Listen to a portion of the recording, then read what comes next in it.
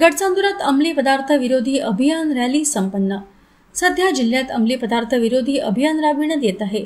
याच पार्श्वभूमीवर जिल्हा पोलीस अधीक्षक मुमक्का सुदर्शन, अपर पोलीस अधीक्षक ईश्वर कातकडे, गडचांदूर उपविभागीय पोलीस अधिकारी रवींद्र जाधव यांच्या मार्गदर्शनात गडचांदूर पोलीस स्टेशनचे ठाणेदार शिवाजी कदम यांच्या नेतृत्वाखाली गडचांदूर पोलीस स्टेशनच्या वतीने 19 ऑगस्ट रोजी शहरात अंमली पदार्थ विरोधी जनजागृती रॅली काढण्यात आली।